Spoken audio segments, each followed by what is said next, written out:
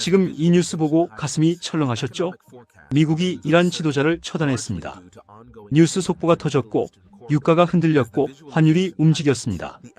많은 분들이 지금 이 순간 이런 생각을 하고 계실 겁니다. 전쟁이 나는 건 아닐까요? 유가가 폭등하면 우리 경제는 어떻게 되는 건가요? 지금 주식을 팔아야 하는 건가요? 예금을 달러로 바꿔야 하는 건가요? 여기는 타이밍 경제학입니다. 우리는 공포를 보지 않습니다. 타이밍을 봅니다. 오늘 핵심 질문은 딱 하나입니다. 미국은 왜 지금 이란 지도자를 쳤는가? 그리고 그 구조 속에서 우리의 경제는 어디로 가는가? 이 두 가지를 구조로 분해하면 공포가 아니라 기준이 보입니다. 감정으로 움직이는 순간 시장은 여러분의 돈을 가져갑니다. 구조로 보는 순간 타이밍이 보입니다. 뉴스는 흔들립니다. 하지만 구조는 흔들리지 않습니다. 오늘 이 영상이 끝날 때 여러분은 뉴스를 보는 눈이 달라져 있을 겁니다. 채널에 아직 구독을 누르지 않으셨다면 지금 눌러주세요. 이런 구조 분석 매주 올라옵니다. 자, 시작합니다. 오늘의 핵심 질문 앞에 서겠습니다. 미국은 왜 지금이었을까요? 왜 2024년도, 2023년도 아닌 바로 지금이었을까요? 타이밍에는 반드시 구조가 있습니다. 그 구조를 지금부터 하나씩 열어드리겠습니다. 여기서 중요한 건 단순한 뉴스 해석이 아닙니다. 이 사건이 왜 지금 터졌는지, 그 배경에는 어떤 경제적 압력이 있었는지를 보는 겁니다. 겉으로는 군사작전처럼 보이지만 속을 들여다보면 에너지 패권 전쟁입니다. 그래서 우리는 타이밍을 봅니다. 사건부터 정확하게 정리합니다. 미국이 이란 최고 지도부 핵심 인사를 제거하는 작전을 단행했습니다. 공식적인 이유는 테러 지원 차단, 핵 개발 저지, 지역 안보 위협 제거입니다.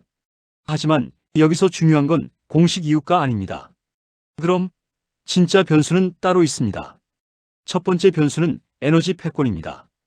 이란은 하루 약 300만 배럴의 원유를 생산하는 나라입니다. 전 세계 원유 공급의 약 3%를 담당하고 있습니다. 그런데 이란이 통제하는 건 원유 생산량만이 아닙니다. 호르무즈 해협입니다. 전 세계 원유 해상 운송량의 약 20%가 이 좁은 길목을 통과합니다. 이 해협이 막히면 글로벌 에너지 공급 구조 전체가 흔들립니다. 그럼 미국이 이란을 압박하는 건 단순한 군사 행동이 아닙니다. 에너지 공급 라인의 통제권을 누가 쥐느냐의 싸움입니다. 왜냐하면 에너지는 모든 산업의 뿌리이기 때문입니다. 에너지를 통제하는 나라가 글로벌 경제의 속도를 조절하는 나라가 됩니다. 숫자로 보면 호르무즈 해협 일주일 봉쇄만으로도 국제 유가는 20% 이상 급등할 수 있다는 분석이 있습니다. 두 번째 변수는 달러 패권입니다.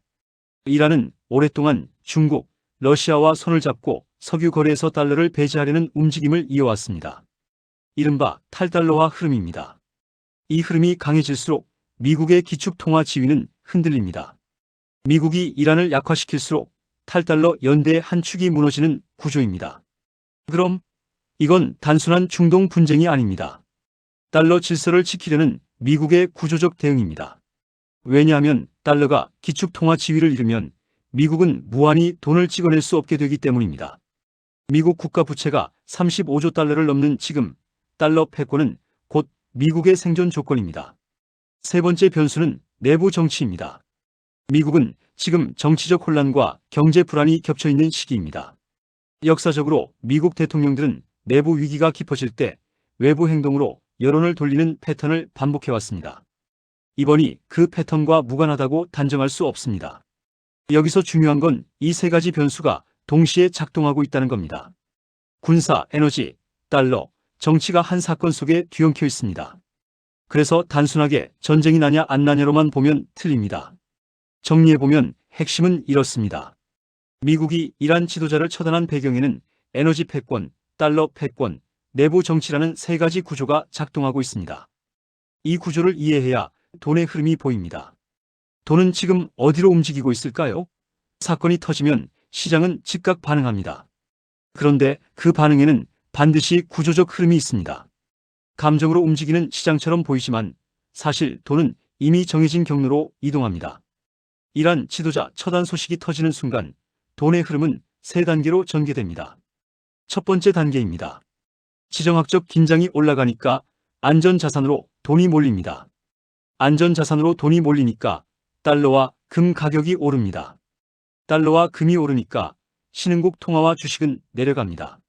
이것이 첫 번째 사슬입니다. 그럼 한국은 신흥국 분류에 속합니다.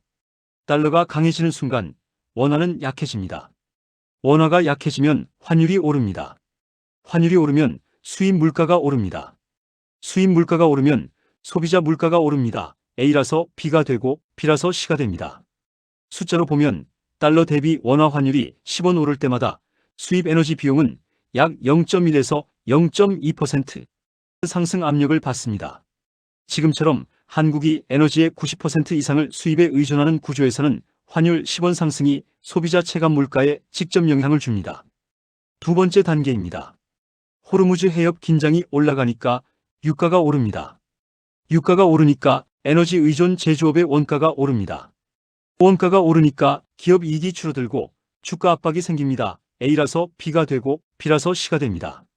그럼 에너지 다소비 업종인 화학, 항공, 해운, 운송업이 가장 먼저 타격을 받습니다. 반대로 에너지 생산 관련 종목이나 방산주는 수혜를 받는 구조입니다. 여기서 중요한 건 모든 주식이 같은 방향으로 움직이지 않는다는 겁니다. 구조를 알면 어떤 업종이 먼저 흔들리고 어떤 업종이 방어가 되는지가 보입니다.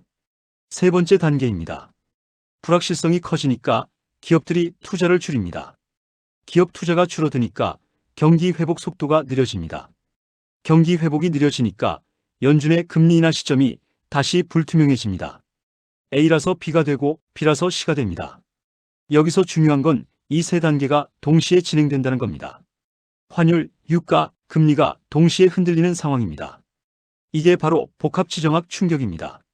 정리해보면 돈의 흐름은 분명한 구조 안에서 움직입니다. 안전자산으로의 이동, 에너지 비용 상승, 불확실성 확대라는 세 가지 사슬이 동시에 작동합니다. 이 흐름을 이해하는 사람과 모르는 사람은 같은 뉴스를 보고도 전혀 다른 판단을 내립니다. 역사는 반복됩니까? 완전히 같지는 않습니다. 하지만 구조는 닮습니다. 오늘은 세 가지 역사적 사례와 지금을 비교합니다. 첫 번째 사례는 1973년 5.1 쇼크입니다. 아랍 산유국들이 이스라엘을 지원한 서방 국가들에 대한 보복으로 석유 수출을 금지했습니다. 그 결과 국제 유가가 단 3개월 만에 4배 폭등했습니다. 전 세계 경제가 스태그플레이션, 즉 물가 폭등과 경기 침체가 동시에 오는 최악의 상황에 빠졌습니다. 그럼 이번은 1973년과 같을까요? 다릅니다. 1973년에는 공급이 실제로 끊겼습니다. 하지만 지금은 공급이 과잉 상태입니다. 미국이 셰일 혁명 이후 세계 최대 산유국이 되었기 때문입니다. 1973년 미국은 중동 원유에 크게 의존했지만 지금은 오히려 원유 수출국입니다. 그래서 충격의 성격이 다릅니다. 1973년은 공급 절벽이었고 지금은 공급 불안입니다. 1973년과 비교하면 지금이 훨씬 낫습니다. 하지만 한국의 상황은 다릅니다. 한국은 1973년 당시처럼 지금도 원유를 거의 전량 수입합니다. 미국이 셰일 원유로 자립했다고 해서 한국도 자립한 건 아닙니다. 두 번째 사례는 2020년 1월 솔레이마니 암살입니다. 미국이 이란 혁명수비대 사령관 카셈 솔레이마니를 드론으로 제거했습니다. 그때 유가는 단기적으로 약 4% 급등했습니다. 중동 전쟁 공포가 글로벌 시장을 흔들었습니다. 그럼 결과는 어떻게 됐을까요? 3주 만에 유가는 원위치로 돌아왔습니다. 시장은 전쟁이 확전되지 않는다는 걸 확인한 후 안정을 찾았습니다. 이 사례가 보여주는 건 초기 공포가 극적일수록 수습 후 반등도 빠르다는 겁니다. 지금 뉴스를 보고 즉각 행동하는 사람이 가장 손해를 봤습니다. 공포에 판 사람이 3주 뒤 더 비싼 값에 다시 사야 했습니다. 구조를 본 사람은 공포의 정점에서 오히려 타이밍을 잡았습니다. 세 번째 사례는 2022년 러시아 우크라이나 전쟁입니다. 전쟁 발발 직후 유가는 배럴당 139달러까지 치솟았습니다. 유럽 경제는 에너지 위기에 빠졌습니다. 그런데 1년 후 유가는 다시 80달러대로 내려왔습니다. 왜 그랬을까요? 세계는 대안을 찾았습니다. 미국 LNG 수출이 늘었고 비오펙 산유국들이 생산을 늘렸습니다. 에너지 위기는 단기적으로는 충격이지만 구조적으로는 대체 에너지 전환을 앞당기는 계기가 됩니다. 이것이 에너지 충격의 역사적 패턴입니다. 여기서 중요한 건 세 가지 사례 모두 초기 공포가 최고점이었다는 겁니다. 공포가 극대화된 지점에서 구조를 본 사람들은 다음 타이밍을 잡았습니다. 공포에 반응한 사람들은 그 타이밍을 놓쳤습니다. 정리해보면 역사는 에너지 충격이 단기 공포로 끝나는 경우가 더 많다는 걸 보여줍니다. 하지만 한국처럼 에너지 자립도가 낮은 나라는 같은 사건에서도 더 오래, 더 깊게 영향을 받는다는 것도 역사는 동시에 보여줍니다. 이제 시나리오를 봅니다. 앞으로 어떤 경로로 상황이 전개될 것인가를 세 가지 시나리오로 정리합니다. 어떤 시나리오가 실현되느냐에 따라 시장의 반응, 업종의 영향, 우리의 대응 원칙이 달라집니다. 시나리오 A. 국지 충격으로 마무리되는 시나리오입니다. 조건은 이렇습니다. 이란이 보복을 하더라도 제한적인 수준에 그칩니다. 미국도 확전을 피하는 방향으로 움직입니다. 호르무즈 해협은 유지됩니다. 이 경우에 역사적 선례는 2020년 솔레이마니 암살입니다. 시장 반응은 어떨까요? 이 경우 시장이 가장 먼저 반응하는 건 유가의 단기 급등 후 조정입니다. 초기 공포로 유가가 5에서 10% 급등했다가 확전 없음이 확인되면 2에서 4주 내에 안정됩니다. 달러와 금도 단기 급등 후 하락 반전합니다. 업종 영향은 어떻게 됩니까? 항공, 화학, 운송은 단기 충격을 받지만 빠르게 회복합니다. 방산주와 에너지주는 단기 수혜를 봅니다. 개인 대응 원칙은 이렇습니다. 보통 개인 투자자들이 실수하는 지점은 공포의 정점에서 파는 겁니다. 이 구간에서 필요한 건 공격이 아니라 보유와 관찰입니다. 확전 여부를 확인하기 전까지 추가 행동은 자제합니다. 시나리오 B. 중강도 충격이 지속되는 시나리오입니다. 조건은 이렇습니다. 이란이 호르무즈 해협 인근에서 군사적 행동을 강화합니다. 봉쇄까지는 가지 않지만 해상 긴장이 수개월 지속됩니다. 유가는 배럴당 9만 100달러 수준에서 고착됩니다. 시장 반응은 어떨까요? 이 경우 시장이 가장 먼저 반응하는 건 인플레이션 재점화 우려입니다. 연준의 금리 인하 기대가 후퇴합니다. 주식시장은 전반적인 하방 압력을 받습니다. 업종 영향은 어떻게 됩니까? 에너지 자립도 낮은 제조업, 소비재 업종이 가장 타격을 받습니다. 에너지 관련주, 방산주, 금 관련 자산은 수혜 구간이 길어집니다. 개인 대응 원칙은 이렇습니다. 보통 개인 투자자들이 실수하는 지점은 유가가 오른다는 뉴스만 보고 에너지주를 뒤늦게 추격 매수하는 겁니다. 이미 한번 오른 에너지주는 뉴스가 정점일 때 가격도 정점일 수 있습니다. 이 구간에서 필요한 건 공격이 아니라 분할 접근과 손절 라인 설정입니다. 시나리오 C. 확전 및 공급 위기 시나리오입니다. 조건은 이렇습니다. 이란이 호르무즈 해협을 실질적으로 봉쇄합니다. 미국과 이란 사이에 직접 군사 충돌이 발생합니다. 중국, 러시아가 이란 편에서 외교적으로 개입합니다. 이 시나리오는 가능성이 가장 낮지만 충격이 가장 큰 경우입니다. 시장 반응은 어떨까요? 이 경우 시장이 가장 먼저 반응하는 건 글로벌 원자재 가격 전체의 폭등입니다. 유가가 배럴당 120달러 이상으로 치솟을 수 있습니다. 달러가 강세로 폭발하고 신흥국 통화와 주식은 동반 폭락 압력을 받습니다. 업종 영향은 어떻게 됩니까? 한국 경제 전체가 스태그플레이션 압력을 받습니다. 수출 기업의 가격 경쟁력이 환율 수혜로 일부 완화되지만 원가 폭등이 그 수혜를 상쇄합니다. 개인 대응 원칙은 이렇습니다. 이 구간에서 필요한 건 공격이 아니라 현금 비중 확대와 달러, 자산 분산입니다. 보통 개인 투자자들이 실수하는 지점은 이 시나리오가 실현된 후에야 달러를 사는 겁니다. 이미 환율이 폭등한 후에 달러를 사면 가장 비싼 가격에 사는 겁니다. 정리해보면 세 시나리오 중 현재로서는 A와 B의 중간 경로가 가장 현실적입니다. C 시나리오는 대비는 해야 하지만 지금 당장 최악을 가정하고 행동할 필요는 없습니다. 타이밍은 시나리오가 어디로 가는지를 확인하면서 잡는 겁니다. 한국 경제에 구체적으로 어떤 영향이 오는지 봅니다. 한국은 이 사건에서 왜 유독 취약한 구조일까요? 세 가지 구조적 취약점이 있습니다. 첫 번째는 에너지 수입 의존입니다. 한국은 원유 소비의 약 92% 이상을 수입에 의존합니다. 이 중 중동산 원유의 비중은 약 65% 수준입니다. 중동 불안이 장기화될수록 한국의 에너지 조달 비용이 직접 상승합니다. 숫자로 보면 유가가 배럴당 10달러 오를 때마다 한국의 연간 에너지 수입 비용은 약 60억 달러 이상 증가한다는 추정이 있습니다. 그럼 이건 단순히 주유소 기름값이 오르는 문제가 아닙니다. 기업 원가가 오르고 소비자 물가가 오르고 가계의 실질 구매력이 줄어드는 구조입니다. A라서 B가 되고 B라서 C가 됩니다. 두 번째는 환율 구조입니다. 지정학 불안이 커지면 달러 강세가 옵니다. 달러 강세가 오면 원화는 약세입니다. 원화가 약세면 수입 원가가 이중으로 오릅니다. 유가가 올랐는데 환율까지 오르면 달러로 표시된 유가가 원화로 환산될 때 훨씬 더 비싸집니다. 숫자로 봅니다.